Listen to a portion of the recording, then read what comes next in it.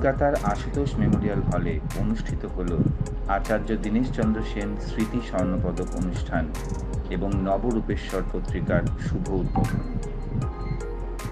আচার্য দীনেশচন্দ্র সেন নামাঙ্কিত স্বর্ণপদক অর্পণ করা হয় উত্তরবঙ্গের প্রত্নতত্ত্ব ও পুরাকীর্তি গবেষক গোপালচন্দ্র লাহা ও লোক সংস্কৃতি গবেষক নিরঞ্জন মণ্ডলকে, জানালেন সম্পাদিকা দেবকন্যা সেন।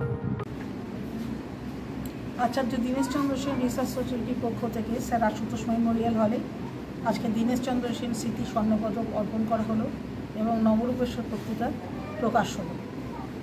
দীনেশচন্দ্র সেন স্মৃতি স্বর্ণপদক পেলেন নিরঞ্জন মণ্ডল মহাশয়, ওনার 24 পরগনার উপরে অনেক কাজের উপরে, আর গোপাল লাহা মহাশয় পেলেন প্রত্নতত্ত্ব নিদর্শনের কাজের উপরে।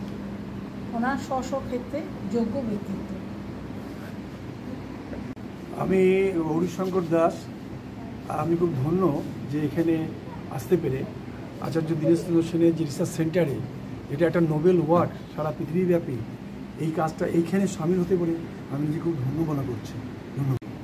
আমার নাম বিমল কুমার থান্ডার, রূপেশ্বর পত্রিকার সম্পাদক, দীনেশচন্দ্র সেন সোসাইটির সম্পাদক। আমি নিরঞ্জন মণ্ডল। আমি দীনেশচন্দ্র সেন রিসার্চ ইনস্টিটিউট থেকে আমি স্বর্ণপদক পেয়েছি এবং আমার লোক সংস্কৃতির উপরে কাজ করেছি এবং আঞ্চলিক শব্দকোষ বিভিন্ন বিষয় নিয়ে কাজ করেছি। আমি গোপাল লাহা, মালদা। আমি আজকে আচার্য দীনেশচন্দ্র সেন রিসার্চ সেন্টার থেকে স্বর্ণপদক পেলাম এবং সম্বর্ধিত হলাম। এই জন্য আমি খুব গর্বিত এবং কৃতজ্ঞ, এবং দীনেশচন্দ্র সেন রিসার্চ সোসাইটিকে আমার আন্তরিক কৃতজ্ঞতা জানাই এবং ভালোবাসা জানাই। এবং এই সংস্থার যে কর্ণধার